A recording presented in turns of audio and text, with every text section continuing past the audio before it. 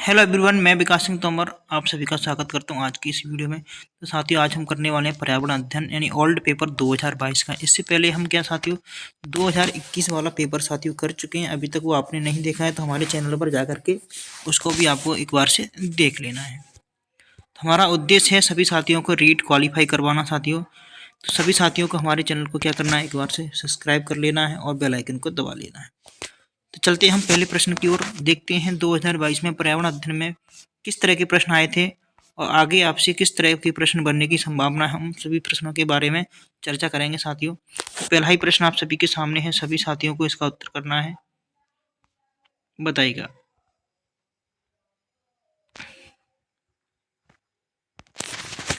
तो राजस्थान में कौन से लोक देवता का संबंध लच्छा गुजरी की प्रार्थना से है? तो कौन से देवता का संबंध आपसे लच्छा गुजरी की प्रार्थना से हो जाता है? गोगा जी है, रामदेव जी है, बापू जी है, तेजा जी है।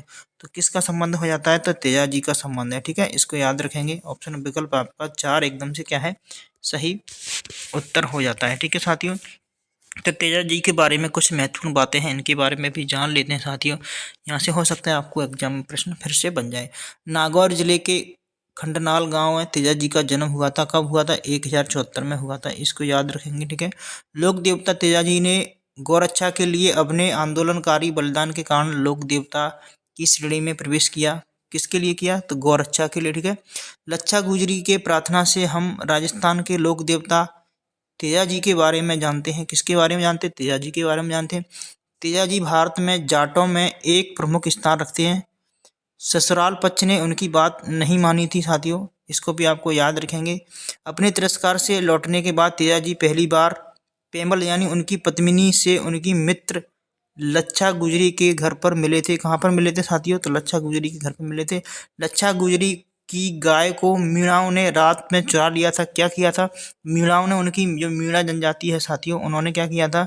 उनकी गाय को चुरा लिया था। ठीक है, लच्छा की प्रार्थना के दौरान गाय को ठिकाने लगाने से पहले तेजा जी ने मीणा लुटेरे से लड़ाई की। ठीक है, इन सभी बातों को आपको ध्यान रखना। हो सकता है यहाँ से आपसे एग्जाम में प्रश्न बन जाए। ठीक है, नेक्स्ट प्रश्न आपसे पूछा गया था साथियों 2022 में, सड़क मार्ग यानी यातायात के साधनों के सही समूह को चुनिए।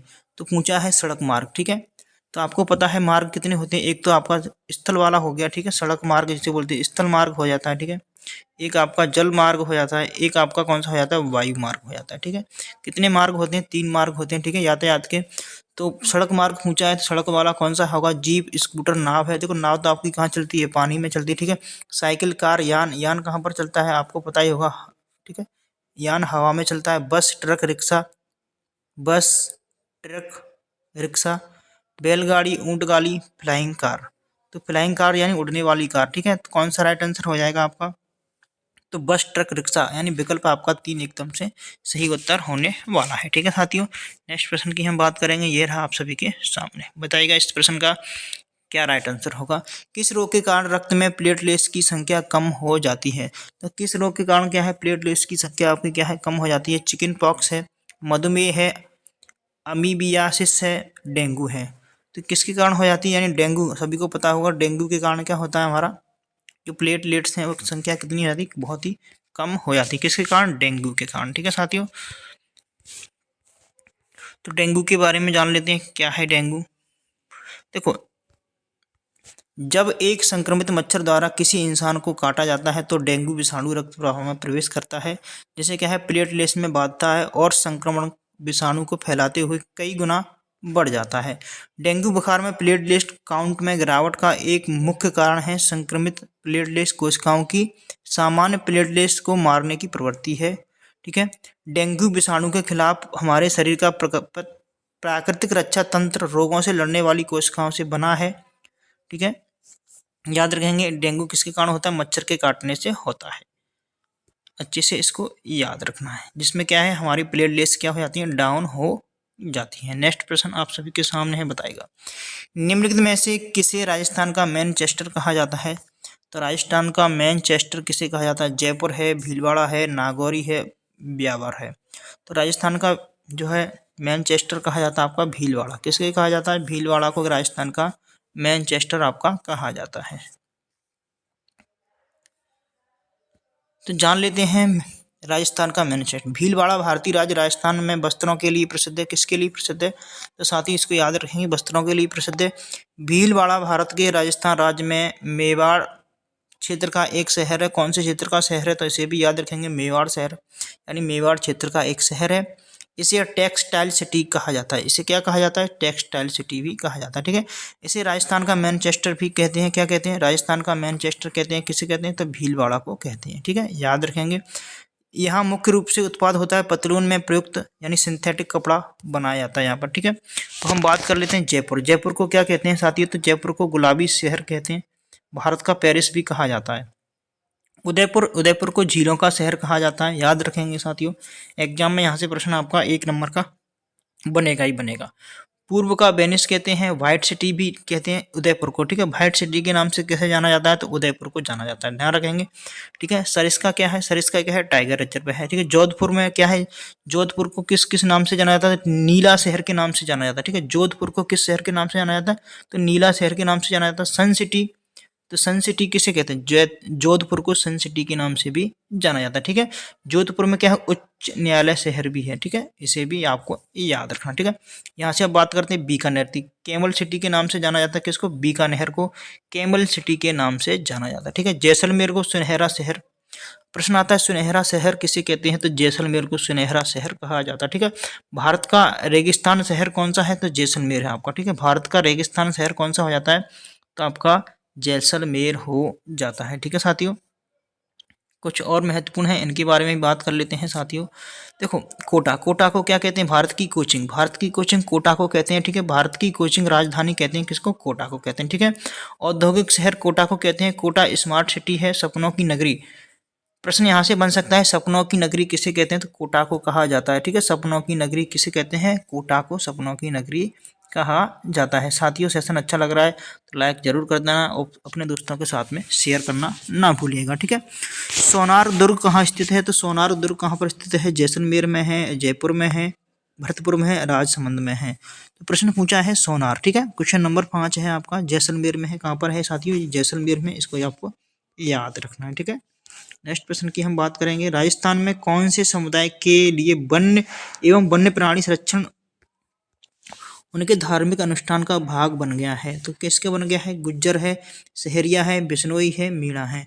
तो बिश्नोई का, किसका बन गया है? बिश्नोई। अब बिश्नोई के बारे में एक कहानी सुनाता हूँ मैं साथियों, यहाँ से आपको हो सकता है एग्जाम में प्रश्न पूछा जाएगा। ठीक है, तो कहानी हमारी क्या है? अमृता देवी बिश्नोई के बारे में आप सभी जानते ही होंगे। ठीक है, राजस्थान के जोधपुर के जिले में खेजरी गांव की एक पर्यावरण और शहीद थी। ठीक है, उन्होंने खिजड़ी के पेड़ों को बचाने के लिए क्या किया था? अपने प्राणों की आहुति दी थी। ठीक है, अमृता देवी की कहानी इस प्रकार है, चलते सुनते हैं। 1730 में जोधपुर के राजा अभय सिंह ने अपने नए महल के निर्माण के लिए खिजड़ी के पेड़ों को काटने का आदेश दिया। ठीक है, अमृता देवी ने पेड़ों को काटने का विरोध किया, कहा कि वह पेड़ों को बचाने के लिए अपनी जान दे देंगी। अमृता देवी ने एक पेड़ को गले लगा लिया, लेकिन महाराज के आदमियों ने कुल्हाड़ियां चला दी और उनकी जान चली गई। अमृता देवी के बाद उनकी 3 बेटियां थीं। बेटियों के नाम है आंसू, रत्नी और भागू ने भी पेड़ों को बचाने के लिए अपनी माँ की तरह उसी पेड़ से लिपट गईं। उनका भी अमृता देवी वाला ही अंजाम हुआ, यानी उन तीनों को भी क्या कर दिया गया साथियों? मार दिया गया। इस घटना के बाद 49 गांव के यानी 363 बिश्नोई शहीद हुए। कितने बिश्नोई शहीद हुए साथियों? याद रखेंगे, 363 बिश्नोई क्या हुए थे? शहीद हो गए थे। महाराज अभय सिंह ने पश्चाताप में डूबकर पेड़ों की कटाई पर रोक लगवा दी। क्या कि जब महाराज को पता चला ऐसी घटना हुई, तो महाराज जब स्थान पर आए, उन्होंने ये सारी घटना को देखा, तो उन्होंने क्या किया? इस पर रोक लगवा दी और बिश्नोई समाज से माफी मांगी। क्या मांगी? माफी मांगी। पर्यावरण और वन मंत्रालय ने 2013 में अमृता देवी बिश्नोई राष्ट्रीय पुरस्कार की क्या है? शुरुआत की। ठीक है, यह पुरस्कार वन्यजीवी संरक्षण के लिए दिया जाता है। यहाँ से ये इंपॉर्टेंट पॉइंट है साथियों, ये सारे ही पॉइंट इसमें इंपॉर्टेंट है, इन्हें आपको याद रखेंगे। ठीक है, एग्जाम में आपसे हो सकता है यहाँ से प्रश्न बनेगा ही बनेगा साथियों। हम बात कर लेते हैं, निम्न में से वह जयंती चुनिए जो चैत्र मास की शुक्ल पक्ष की तेरस के दिन मनाई जाती है। तो साथियों त्योहारों से आपका प्रश्न पहले भी पूछा गया है, यानी 2021 में भी पूछा गया था साथियों, और 2022 में भी पूछा गया है। ठीक है, हो सकता है 2024 में भी आपसे त्योहारों से प्रश्न पूछा जाए, तो आपको त्योहार अच्छे से पढ़ना है। ठीक है, महावीर जयंती है, गांधी जयंती है, अम्बेडकर जयंती है, हनुमान जयंती है। तो चैत्र मास की शुक्ल पक्ष को तेरस के दिन मनाई जाती है। कौन सी जयंती मनाई जाती है? तो महावीर जयंती मनाते हैं। ठीक है, याद रखेंगे, महावीर जयंती को मनाया जाता है। हिमाचल प्रदेश में जल संग्रहण की पुरानी अवधारणा का नाम है। तो पुरानी अवधारणा का क्या नाम है? सुरगम है, कट्टा है, कुल है, कूल है, एरिस है। तो क्या नाम है? कहाँ की बात की जा रही साथी? हिमाचल प्रदेश की। ठीक है, हिमाचल प्रदेश में जल को एकत्रित करने के लिए वह किस पुरानी अवधारणा का नाम है बताना है। जैसे बोलते हैं कूल बोलते हैं, क्या बोलते हैं? कूल है। ठीक है, याद रखेंगे, कूल है बोलते हैं। ठीक है, ये कूल होता क्या है इसके बारे में साथियों जान लेते हैं। हिमाचल प्रदेश में कूल, हिमाचल प्रदेश के कुछ हिस्सों में 400 वर्षों पहले कूल नामक नहर सिंचाई की एक स्थानीय प्रणाली विकसित थी। ठीक है, नदियों में बहने वाले पानी को मानव निर्मित चैनलों में बदल दिया गया, जो इस जल को पहाड़ी के नीचे के कई गांवों में ले गया। इन कूलों में बहने वाले जल का प्रबंधन सभी गांवों में आम सहमति से होता था। ठीक है साथियों, इस प्रकार हिमाचल प्रदेश में जल संचयन की एक सदियों पुरानी अवधारणा का नाम क्या है? कूल है। ठीक है, कूल है, इसे याद रखेंगे। ये क्या है? पुरानी अवधारणा है एक साथियों, जिसका नाम कूल है, जल संचयन करने की। नमामि गंगे परियोजना की शुरुआत कब की गई? देखो साथियों, परियोजना से प्रश्न आपका 2021 में भी पूछा गया था, 2022 में भी पूछ लिया है, हो सकता है 2024 में भी पूछा जाए। तो आपको क्या है, इन चीज़ों को थोड़ा सा नोटिस करते हुए चलना है, क्या क्या चीज़ें जो है एक तरह की सेम चल रही हैं। ठीक है, पहले से। तो 2011 है, 2012 है, 2013 है, 2014 है। देखो साथियों, हमने क्या किया है, 2021 वाला पेपर कर लिया है। ठीक है, 2022 वाला पेपर कर रहे हैं अभी। ठीक है, अब 2017 वाला भी पेपर यदि आप करना चाहते हो, 2015 वाला भी पेपर यदि आप करना चाहते हो, तो आपको क्या करना है, हमारे चैनल को सब्सक्राइब कर लेना है, कमेंट बॉक्स में कमेंट करके बता देना है। ठीक है साथियों, तो बताइएगा इस प्रश्न का जो राइट आंसर क्या होगा। नमामि गंगे परियोजना की शुरुआत की गई थी, कब की गई थी? यह आपकी की गई थी 2014 में की गई थी। ठीक है, याद रखेंगे इसे अच्छे से। ठीक है, नेक्स्ट प्रश्न आप सभी के सामने है। मगरमच्छ प्राणी जगत के किस संवर्ग में आता है? तो किस संवर्ग में आता है? कौन सा मगरमच्छ? ठीक है, पक्षी है, सर्पिसर्प है, जल स्थलचर है, मत्स्य वर्ग है। तो ये कौन से वर्ग में आता है? तो सर्पिसर्प वर्ग में आता है। ठीक है, इसे याद रखेंगे। एक प्रश्न मैं आपसे पूछ रहा हूँ कि मगरमच्छ के कितने यानी कितने आपके क्या है हृदय होते हैं, बताइएगा। कमेंट बॉक्स में कमेंट करके बताइएगा कि मगरमच्छ के कितने हृदय होते हैं, बताना है आप सभी को। ठीक है, किस शहर को सूर्य नगरी के नाम से जाना जाता है? तो बताइएगा किस शहर को सूर्य नगरी के नाम से जाना जाता है? जयपुर है, जैसलमेर है, बाड़मेर है, जोधपुर है। तो सूर्य नगरी के नाम से जाना जाता है आपका जोधपुर को। ठीक है, याद रखेंगे, जोधपुर को आपके सूर्य नगरी के नाम से जाना जाता है। देखो, 2 प्रश्न आपसे पूछ लिए गए इसी तरह के। ठीक है,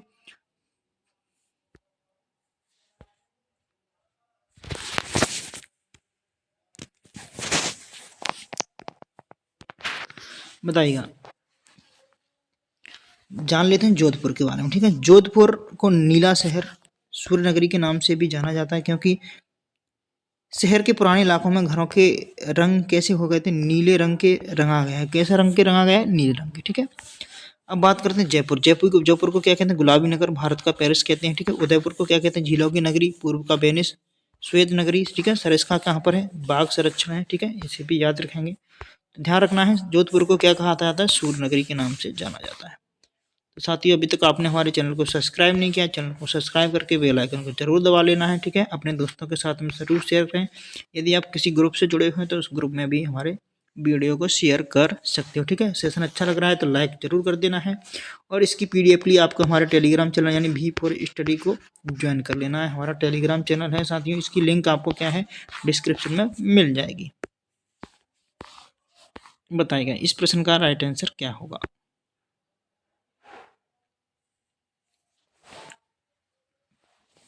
निम्नलिखित को सम्मिलित कीजिए तथा सही विकल्प का चयन करना है, आपको बताना है। देखो, वृद्धि हार्मोन क्या करता है? नर में लैंगिक लक्षणों का नियमन करता है, अंगों में वृद्धि प्रेरित करता है, मादा में लैंगिक लक्षणों का नियमन करता है, रक्त में शर्करा स्तर का नियमन करता है। तो बताना है आप सभी को इंसुलिन क्या करता है, टेस्टोस्टेरोन क्या करता है, ठीक है, प्रोजेस्टेरोन क्या करता है। तो देखो वृद्धि हार्मोन कौन सा है, अंगों में वृद्धि करता है। वृद्धि हार्मोन क्या करता है, हमारे शरीर के अंगों में क्या करता है, वृद्धि करता है। यानी पहले का कौन सा है, बी, ठीक है, पहले का बी, यहाँ से आप ऐसे मिलाओगे, ठीक है। इंसुलिन का क्या काम है, इंसुलिन क्या करता है, रक्त में शर्करा का नियमन करता है, ठीक है। ये आपको अच्छे से पता ही होगा, रक्त में शर्करा का नियमन करता है। यानी पहले का आपका कौन सा है, पहले का आपका बी हो गया, ठीक है। दूसरे का आपका कौन सा हो गया, दूसरे का आपका डी हो गया। तो पहले का बी कहाँ पर दिया है साथी, यहाँ पर नहीं, इसको हटा दो, ठीक है, इस पर भी नहीं, इसको भी हटा दो। तो पहले का बी कौन से ऑप्शन में दिया, तीसरे ऑप्शन में दिया हुआ है, ठीक है साथियों। तो अब टेस्टोस्टेरोन, टेस्टोस्टेरोन क्या करता है आपका साथियों, तो टेस्टोस्टेरोन करता है नर में लैंगिक लक्षणों का नियमन करता है, ठीक है, इसको याद रखेंगे। यानी आपका तीसरे का कौन सा हो जाएगा, तीसरे का पहला हो गया, ठीक है। अब बचा आपका प्रोजेस्टेरोन। तो ये क्या करता है, ये क्या करता है, ये करता है मादा में लैंगिक लक्षणों का नियमन करता है। यानी चौथे का कौन सा हो गया, चौथे का आपका सी हो गया, ठीक है। तो आप आराम से मिला लेंगे, चौथे का सी इसमें दिया है, ठीक है। ऑप्शन आपका तीसरा वाला एकदम से राइट आंसर साथियों हो जाता है। चलिए आगे, नेक्स्ट प्रश्न आप सभी के सामने है, बताइए। खादी के बने वस्तुओं की कीमत पर विशेष छूट कब दी जाती है, कब दी जाती है, 26 जनवरी को, 2 अक्टूबर को, 21 जून को, 5 सितंबर को। तो 2 अक्टूबर को दी जाती है, कब दी जाती है, 2 अक्टूबर को दी जाती है, ठीक है। खादी से बनी वस्तुओं पर छूट कब दी जाती है, 2 अक्टूबर को दी जाती है, ठीक है। गांधी जी का जन्मदिन हुआ था, ठीक है, गांधी जी की जो जयंती मनाते हैं हम, कब मनाते हैं, तो 2 अक्टूबर को मनाते हैं, ठीक है। इसको भी आपको पता होगा, नहीं पता है तो अब पता चल गया, ठीक है साथियों। तो खादी की वस्तुओं पर छूट कब दी जाती है आपकी, ये दी जाती है आपकी 2 अक्टूबर को दी जाती है, ठीक है। नेक्स्ट प्रश्न है, ये रहा आप सभी के सामने, बताइएगा। पर्वतारोहण के दौरान सांस लेने में कठिनाई का मुख्य कारण निम्न में से कौन सा है। मुख्य कारण पूछा है, निम्न में से कौन सा है। खड़ी ढलान हो सकता है, अत्यधिक ठंड का मौसम हो सकता है, कम वायु दाब होता है, बर्फीली हवा होता है, क्या हो जाता है, ठीक है। तो कम वायु दाब होता है, याद रखेंगे, कम वायु दाब के कारण क्या है, सांस लेने में क्या होती है, कठिनाई होती है, ठीक है। ऑप्शन आपका 3 एकदम से राइट आंसर है साथियों। नेक्स्ट प्रश्न आप सभी के सामने बताइएगा।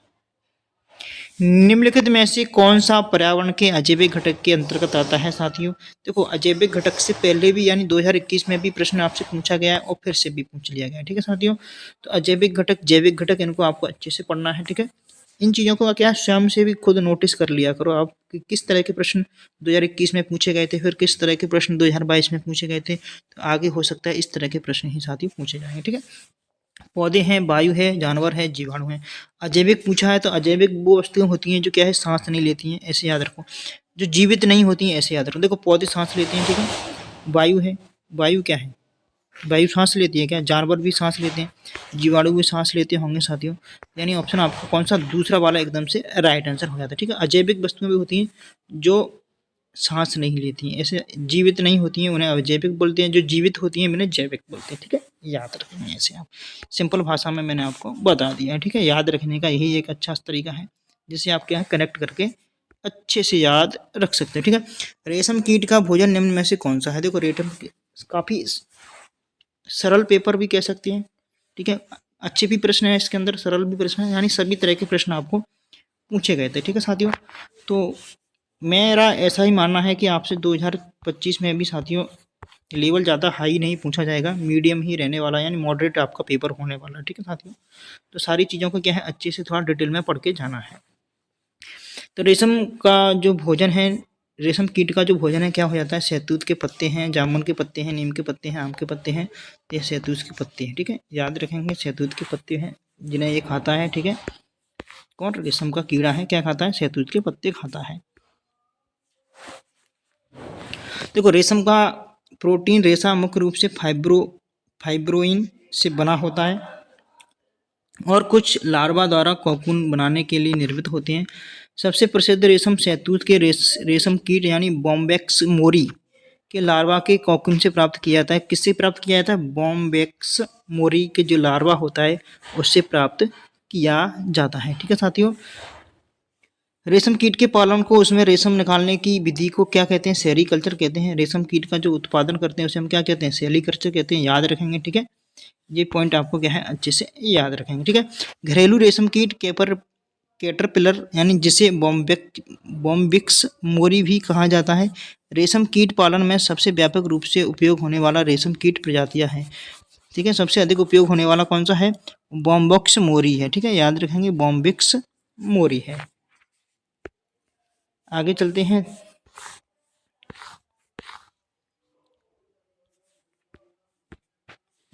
तंबाकू में कौन सा एल्केलॉइड पाया जाता है, बताइएगा कौन सा पाया जाता है? कोकेन है, कैफीन है, निकोटीन है, मर्फीन है। देखो पहले आपसे 2021 में अफीम से संबंधित प्रश्न पूछा था, ठीक है साथियों। अब तंबाकू से संबंधित पूछा है, तो यानी नशे वाली चीज़ से आपसे प्रश्न पूछा जा रहा है, तो इसे आपको क्या अच्छे से पढ़ना है, ठीक है, ये टॉपिक। ऐसे आप स्वयं से भी नोटिस कर सकते हो, 2022 में इस तरह का प्रश्न आया है, 2021 में इस तरह का प्रश्न आया है, ठीक है। तो इसे बोलते हैं, क्या बोलते हैं, जो तंबाकू अंदर पाया जाता है आपका निकोटीन होता है, ठीक है, याद रखेंगे इसे, निकोटीन पाया जाता है। रेबीज रोग किसके कारण होता है? तो रेबीज रोग किसके कारण होता है? विषाणु है, प्रोटोजोआ, जीवाणु है और माइक्रोप्लाज्मा। देखो जीवाणु, प्रोटोजोआ और माइक्रोप्लाज्मा, इनसे होने वाले जितने भी आपके रोग हैं इन्हें आपको अच्छे से पढ़ना है, सभी रोगों को, ठीक है, याद रखना है। यह क्या है आपका? विषाणु से होने वाला रोग है, ठीक है, रेबीज विषाणु से होने वाला रोग है, याद रखेंगे, ठीक है। निम्न में से कौन सा जल प्रदूषण का मानवीय स्रोत है? जल प्रदूषण का मानवीय स्रोत पूछा है, तो घरेलू बहित स्त्राव, बहित मल, उद्योग बहित स्त्राव, हुमस पदार्थ। तो निम्न में से कौन सा प्रदूषण का मानवीय स्रोत नहीं है? सॉरी साथियों, नहीं पूछा है। देखो इसी तरह से तो हमें एग्जाम में गलती होती है, तो नहीं का विशेष ध्यान रखना है, ठीक है, प्रश्न को थोड़ा ध्यान से पढ़ना है। नहीं पूछा है साथियों। तो हुमस पदार्थ है जो कि मानव द्वारा नहीं किया जाता है, पौधों के द्वारा होता है, ठीक है, पौधों की जो पत्तियां होती हैं उनसे बनता है, ठीक है। तो घरेलू है, ये मानव द्वारा है, बहित मल है मानव द्वारा, औद्योगिक बहित स्त्राव ये भी मानव द्वारा आपका है, ठीक है। ये सारी चीज़ें मानव के द्वारा अपशिष्ट निकाले जाते हैं। जंतु से प्राप्त रेशे का उदाहरण है, पूछा है जंतु से प्राप्त रेशा कौन सा है, ठीक है, जंतुओं से हमें प्राप्त कौन सा रेशा होता है? कपास है, रेशम है, नायलॉन है, पॉलिएस्टर है। तो देखो साथियों, रेशे आपके दो प्रकार के होते हैं। प्रश्न आता है रेशे कितने प्रकार के होते हैं? तो दो प्रकार के होते हैं, ठीक है। एक तो आपका प्राकृतिक रेशा होता है, प्राकृतिक रेशा होता है, एक होता है मानव निर्मित रेशा होता है, ठीक है। मानव निर्मित बोल सकते हो या कृत्रिम रेशा बोल सकते हैं, ठीक है। तो जंतु से प्राप्त होने वाले रेशे का उदाहरण पूछा है, तो जंतु से हमें क्या मिलता है? जंतु यानी जीव के द्वारा, तो रेशम, ठीक है, रेशम के कीड़े से मिलता है, वो क्या है? जंतु है। कपास हमें पौधे से मिलता है, ठीक है, ये चीज़ भी आपको याद रखना है, यानी विकल्प आपका दो एकदम से राइट आंसर हो जाएगा। रेशम है, रेशम कीट से हमें प्राप्त होता है, ठीक है। यहाँ पर जंतु से पूछा है, तो जंतु से प्राप्त होने वाला रेशम था, ठीक है। देखो रेशे कितने प्रकार के होते हैं? दो प्रकार के होते हैं। कौन कौन से हैं? अभी हमने बात की थी, प्राकृतिक रेशे और कृत्रिम रेशे। देखो कपास है, जूट है, रेशम है, ऊन है, जैसे कुछ कपड़े के रेशे हैं, पौधे और जंतुओं से प्राप्त होते हैं, ये प्राकृतिक रेशे कहलाते हैं। जैसे भेड़ है, भेड़ की बाल होती है उनसे प्राप्त होते हैं रेशे, ठीक है। जानवरों से होते हैं, ठीक है, ये प्राकृतिक रेशे हो जाते हैं। अब कृत्रिम रेशे जैसे जो पौधे या जंतु स्रोत से प्राप्त नहीं होते, जो हम ना तो पौधों से लेते हैं ना ही हम जंतुओं से प्राप्त करते हैं, उन्हें हम क्या बोलते हैं? कृत्रिम रेशे बोलते हैं, ठीक है। तो कृत्रिम रेशे के कुछ उदाहरण हैं, जैसे पॉलिएस्टर है, नायलॉन है, एक्रिलिक है, ठीक है। ये क्या है? किसके उदाहरण हैं? कृत्रिम रेशे के। इन्हें याद रखेंगे साथियों, क्योंकि यहाँ से आपका प्रश्न बन जाता है कि पॉलिएस्टर, नायलॉन, एक्रिलिक, और एक आपसे दे दिया जाएगा कोई और नाम दे दिया जाएगा और आपसे पूछ लिया जाएगा कि कृत्रिम रेशा कौन सा नहीं है, तो ठीक है, या कृत्रिम रेशा कौन सा है, तो आपको इन तीनों को क्या है अच्छे से याद रखना, ठीक है। रेशम, देखो रेशम के जंतु रेशे होते हैं,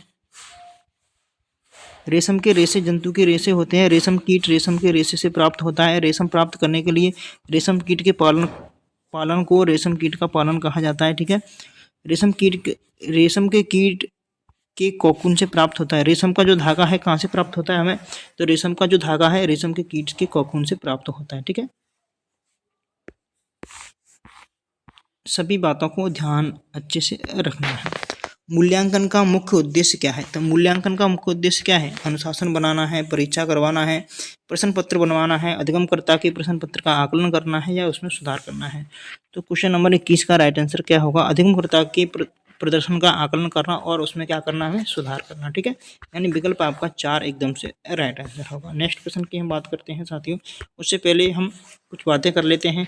अभी तक आपने हमारे चैनल को सब्सक्राइब नहीं किया तो चैनल को सब्सक्राइब जरूर कर लेना है और अपने दोस्तों के साथ में शेयर जरूर करना है, ठीक है साथियों। वीडियो को एक बार से लाइक कर देना है। चलते हैं आगे साथियों। कमेंट बॉक्स में अपनी राय जरूर दे सकते हो आप। रबी फसल का उदाहरण क्या है? रबी की फसल का उदाहरण पूछा है, मक्का है, सोयाबीन है, मूंगफली है, अलसी है। तो रबी की फसल कौन कौन सी है आपकी? देखो, रबी की फसल याद करने का एक तरीका बताऊँ। रबी में कितने अक्षर हैं साथी? आप कहोगे 2 अक्षर हैं, ठीक है। तो 2 अक्षर का कौन सा शब्द है? गेहूँ। गेहूँ के साथ में कौन कौन सी फसलें बोई जाती हैं? तो गेहूँ के साथ में चना बोया जाता है आपका, ठीक है। सरसों बोते हैं, सरसों बोते हैं। सरसों के साथ में क्या बोते हैं? अलसी बोलते हैं, ठीक है। अलसी हो गया आपका, ठीक है। सरसों हो गया, और आपका क्या हो गया? मटर हो गया। तो आपका अलसी राइट आंसर हो जाएगा, ठीक है साथी। मूंगफली, सोयाबीन, ये क्या है? खरीफ की फसलें हैं, इन्हें आपको याद रखना है, ठीक है। खरीफ की फसल कौन कौन सी है? तो मूंगफली है, सोयाबीन है, मक्का है। देखो, रबी की फसल कौन कौन सी है आपकी?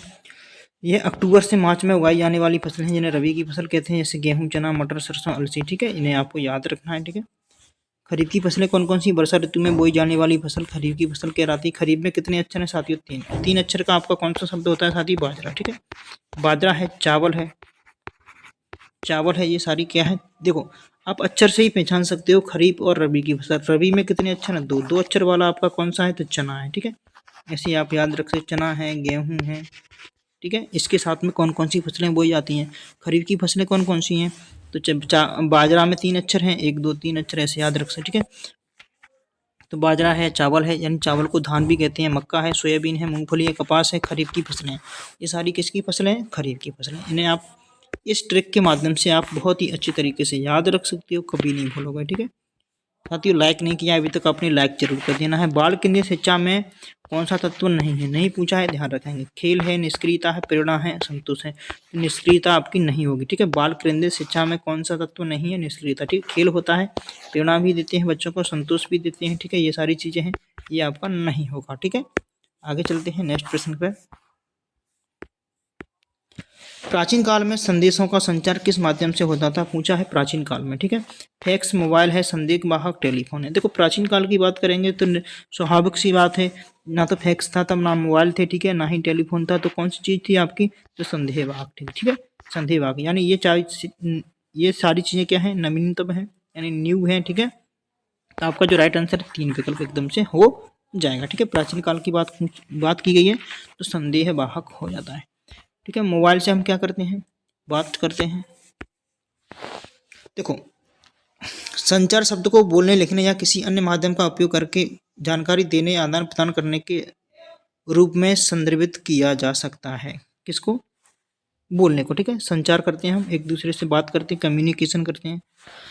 लोग अपने संदेशों को संप्रेषित करने के लिए संचार के विभिन्न माध्यमों का उपयोग करते हैं। मनुष्य ने समय के साथ संचार के विभिन्न माध्यमों को विकसित किया है। कौन कौन से माध्यम है? जैसे फैक्स है, यह किसी दस्तावेज की सामग्री यानी चित्र के रूप में पाठ नहीं है। स्कैन करके इलेक्ट्रिक सिग्नल बनाता है। क्या बनाता है? किसी चीज़ को स्कैन करके इलेक्ट्रिक सिग्नल बनाता है और दूसरी जगह पर उसे भेज देता है, ठीक है। फैक्स ट्रांसमिशन के विचार 1843 में अलेक्जेंडर बेन द्वारा पेटेंट कराया गया था। किसके द्वारा कराया गया था? तो अलेक्जेंडर द्वारा इसे पेटेंट किया गया था, ठीक है। मोबाइल की हम बात कर लेते हैं। मोबाइल यानी टेलीफोन की अवधारणा सबसे पहले 1970 में के दशक में विकसित की गई थी। इसे 1980 और 1990 के दशक में पूर्णतः लागू किया गया, ठीक है। ये वर्तमान समय में संचार का सबसे आम साधन में से एक है, ठीक है। आज के ज़माने में क्या है? आज के समय में सभी के पास मोबाइल फ़ोन है, ठीक है। संदेहवाहक किसे कहते हैं? प्राचीन समय में लोग संचार के माध्यम के रूप में धुएं के संकेत, ढोल की आवाज़, कबूतरों और संदेहवाहक का उपयोग करते थे, ठीक है। ये संचार के अपेक्षाकृत धीमे यानी अविश्वसनीय और कभी भी असुरक्षित माध्यम होते थे। कैसे थे? असुरक्षित माध्यम थे, ठीक है। बहुत ही धीमे से काम करते थे। किसी को किसी प्रकार से कोई खबर भेजनी होती थी तो कबूतर के माध्यम से क्या करते थे? एक जगह से दूसरी जगह पर खबर भेजते थे, ठीक है। तो कबूतर को जाने में भी समय लगता था, हो सकता है वो रास्ता भटक जाए तो लौट कर वापस आ जाता था, ऐसा भी हो जाता था, ठीक है। कभी कभी तो संदेश भेजने में काफ़ी समय लग जाता था, ठीक है। टेलीफोन, देखो टेलीफोन के बारे में हम बात करते हैं। टेलीफोन का आविष्कार अलेक्जेंडर ग्राहम बेल, एंटोनिया मेउची ने 1876 में किया था, ठीक है। ये महत्वपूर्ण पॉइंट है, इसे याद रखेंगे। 1876 में किया था। इसमें मानव जाति के इतिहास में संचार के सबसे व्यापक रूप से उपयोग किए जाने वाले साधनों में से एक कहा जाता है। किसे? टेलीफोन को, ठीक है। कब किया गया था? 1876 में। अलेक्जेंडर ग्राहम बेल और एंटोनियो म्यूची ने इसे विकसित किया था, ठीक है, किसको, टेलीफोन को। ये सारे पॉइंट आपके लिए एग्जाम की दृष्टि से काफ़ी महत्वपूर्ण थे साथियों, इसलिए मैंने आपको यहाँ पर रखा है। श्रव्य दृश्य सामग्री यानी श्रव्य दृश्य शिक्षण सामग्री का उदाहरण क्या है? तो पेडागोजी के प्रश्न आपसे ज़्यादा नहीं पूछे जाते हैं साथियों, आप देख ही रहे हो, ठीक है। रेडियो है, टेप रिकॉर्डर है, बुलेटिन बोर्ड है, टेलीविजन है। तो दृश्य श्रव्य सामग्री पूछा है, दृश्य श्रव्य सामग्री आपकी कौन सी हो जाती है?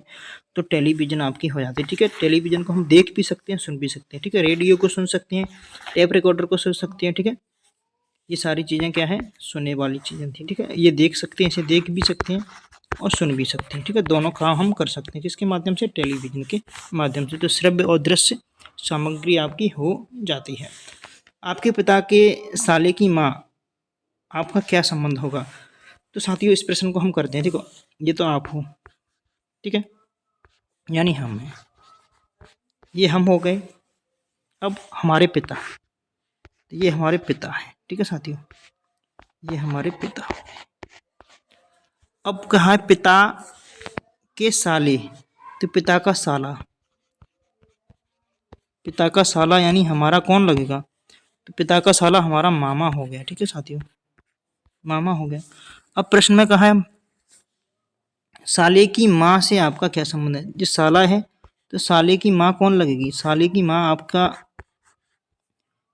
आपकी नानी लगेगी। कौन लगेगी? नानी साथियों, कौन लगेगी? नानी। तो साले की माँ आपकी कौन लगेगी? नानी लगेगी। तो आपका राइट आंसर हो जाएगा नानी, ठीक है। चलते हैं आगे। फूल डोल का मेला कहाँ लगता है?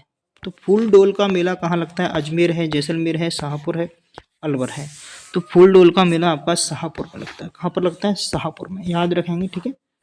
निम्नलिखित में से कौन सूर्य के सबसे निकट ग्रह है? निम्न में से कौन सूर्य के सबसे निकट का ग्रह है? बृहस्पति है, पृथ्वी है, बुध है, मंगल है। आपने सभी ने देखा होगा कि 2021 में भी इस तरह का प्रश्न पूछा गया था ग्रहों से, और 2022 में भी, ठीक है। इससे आप स्वयं अनुमान लगा सकते हो कि किस तरह के टॉपिक को यह क्या है, एक उठाकर चल रहे हैं, ठीक है, 2021 में भी और 2022 में भी, ठीक है। आपसे पूछा था सबसे बड़ा ग्रह कौन सा है? तो बृहस्पति था हमारा, ठीक है। अब पूछ लिया है सूर्य के सबसे निकट का ग्रह कौन सा है? आपका बुध हो जाता है, ठीक है, याद रखें। नीचे दिया गया यातायात संकेत का क्या इंगित करता है? देखो यातायात संकेत से पहले भी प्रश्न पूछा है आपसे, 2021 में भी पूछा है और 2022 में भी पूछा है। तो चौराहा है, पैदल पथ यात्रा है, रेलवे फाटक है, सकरा पुल है। तो बताना है क्या है? तो पैदल पथ पार है, ठीक है। ऐसा चिन्ह आपको मिलेगा तो इसे बोलते हैं पैदल पथ पार, ठीक है। यानी विकल्प आपका 2 एकदम से राइट आंसर। तो ये पैदल पथ पार हो गया साथी, आपको याद रखेंगे। रेलवे फाटक का जी वाला चिन्ह होता है, ठीक है, याद रखेंगे, ठीक है। सकरा पुल, यानी सकरा पुल होगा तो इस तरह का आपको संकेत आपसे देखने को मिलेगा, ठीक है साथियों। इन तीनों को याद रखना, हो सकता है आगे एग्जाम में आपसे पूछ लिया जाए। हमारा राष्ट्रीय पांचांग कौन सा है? प्रश्न है राष्ट्रीय पांचांग कौन सा है? जनगण मन है, वंदे मातरम है, शिविर पांचांग है, राष्ट्रीय शक है। तो राष्ट्रीय आपका संघ क्या है? याद रखेंगे, राष्ट्रीय शक आपका हो जाता है, ठीक है। विकल्प आपका 4 एकदम से राइट आंसर है।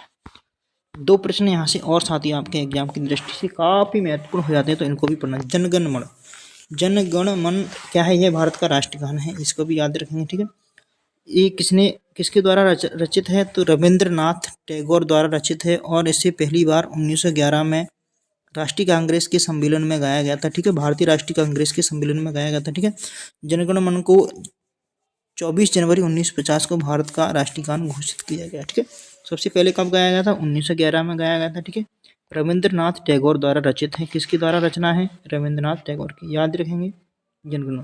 अब वंदे मातरम की बात करते हैं। यह भारत का राष्ट्रीय गीत है। कौन सा है राष्ट्रीय गीत? इसकी रचना किसने की थी? तो बंकिम चंद्र चट्टोपाध्याय ने की थी। भारत की संविधान सभा ने 24 जनवरी 1950 को वंदे मातरम को एक राष्ट्रीय गीत के रूप में अपनाया था। कब अपनाया था? तो 24 जनवरी 1950 को, ठीक है, याद रखेंगे। वंदे मातरम में वह आ रहा है साथियों, तो बंकिम चंद्र चट्टोपाध्याय, याद रखेंगे, बंकिम चंद्र। ऐसे आप इसे याद रख सकते हो, कभी नहीं भूलोगे किसने लिखा है, तो बंकिम चंद्र चट्टोपाध्याय की रचना है, याद रखेंगे, ठीक है। जनगण मन किसकी है? तो रविंद्रनाथ टैगोर की है, याद रखेंगे, कभी नहीं भूलेंगे। इस तरह से आप कनेक्ट करके इसे पढ़ सकते हो अच्छे से, ठीक है। तो साथियों अभी तक आपने हमारे चैनल को सब्सक्राइब नहीं किया, चैनल को सब्सक्राइब जरूर करना है, बेल आइकन को दबा लेना, क्योंकि रेट से संबंधित आपके लिए हम इसी तरह से वीडियो लेकर आने वाले हैं। मिलते हैं सभी साथियों को अगली वीडियो में, तब तक के लिए सभी साथियों को जय Hind, Vande Mataram. Thank you for watching.